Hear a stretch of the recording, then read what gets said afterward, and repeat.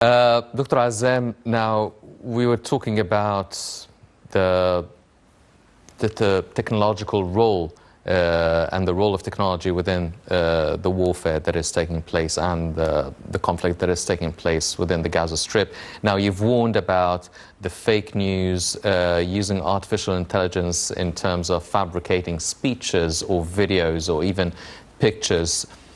Now, public opinion is playing a big role within the whole conflict, and it could really sway opinions of the international community from one side to the other, and rightfully so, or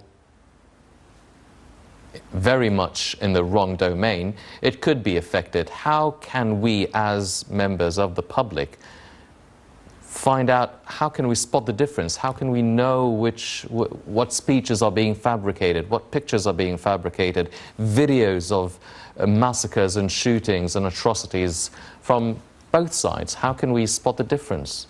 This is very hard, actually. It's becoming very hard because the deep fake is making things looks like it's a reality, which is not. And the techniques here is available for almost for everyone now. Mm-hmm. You can fake a video within 10 minutes with full video and for text, video, sound, news. And actually there is was a very interesting report by Oxford Institute of Internet, mm-hmm. Published almost like 3 years ago, talking about like 80 countries using technology to fake news, to actually manipulate the public opinion. Out of the 79 countries, 45 countries are considered Western democratic countries. Mm-hmm. And some other countries using a specialized agency to fake the news. And it's very easy to use artificial intelligence to create a fake account. It's called bot, which will look like exactly as human account, and starting this account and spreading the fake news using such account in autonomous way, and making such account to be active using active hashtags. Mm-hmm.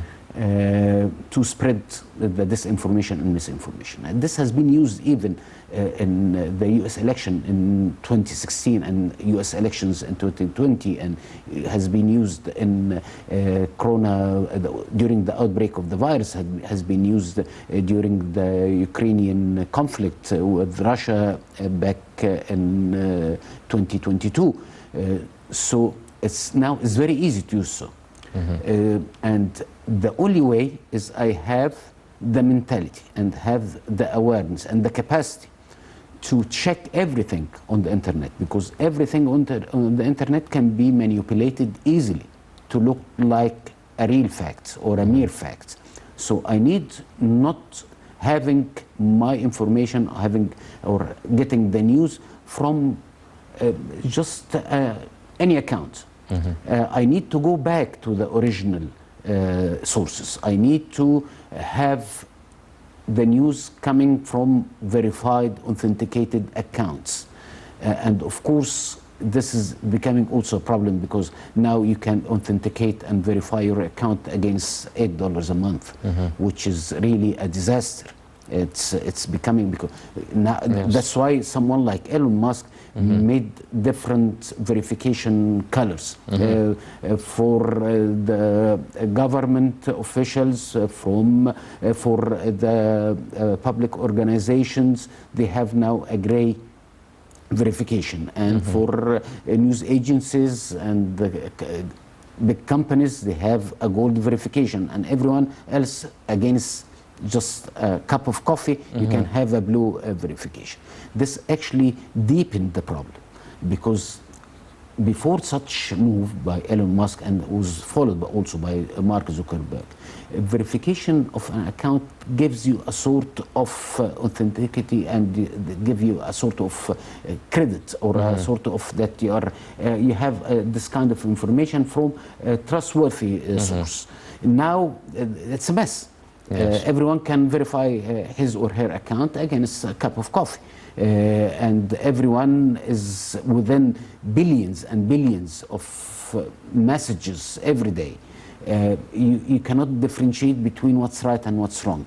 That's why we need to be conscious enough to get our information, our knowledge from really authenticated accounts and verify this kind of knowledge. And I should not share anything that looks like a fact while is not, because actually this is part of the problem.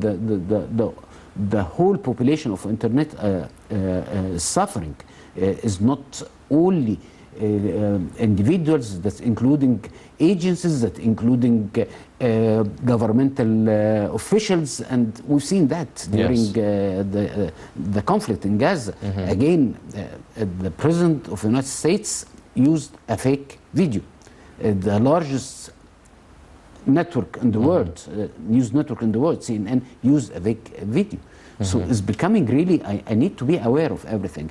I need to be sure that not anything on the internet is a reality. Yes. That's why I think this is the time also to have what's called omni-channel, getting the news, getting my information, getting my knowledge from different sources at the same time. That's why I need to use or get back to the satellite channels to be sure that the news is not fake, is not fabricated, is not manipulated. And if I'm using the internet, I need also to be sure that everything is coming from a reliable source. Ladies and gentlemen, we will now go to a live transmission for the UN Security Council regarding the situation in Gaza. Let's go right now, and we'll be right back.